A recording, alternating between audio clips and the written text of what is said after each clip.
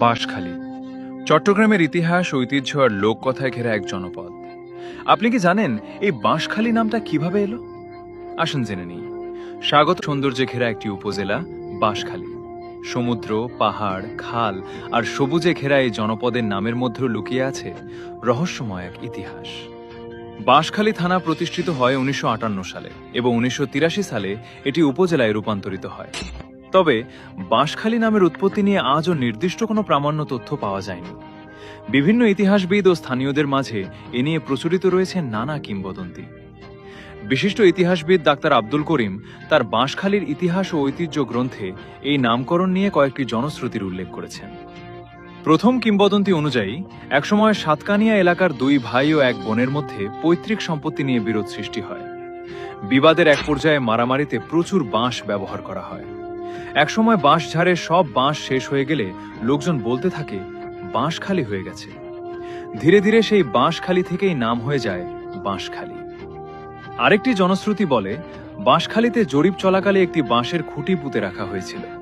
খুঁটির মাথায় একটি কাক ঝুলিয়ে রাখা হয় যাতে দূর থেকে জায়গাটি চেনা যায়। পরদিন কাকটি আর দেখা না গেলে লোকজন বলতে থাকে বাঁশখালী। তবে ইতিহাসবিদদের মতে ইংরেজ আমলের আগেই বাঁশখালী নামের প্রচলন ছিল, তাই এই কিংবদন্তির যৌক্তিকতা নিয়ে প্রশ্ন আছে। তৃতীয় কিংবদন্তিতে রয়েছে ব্যবসার গল্প।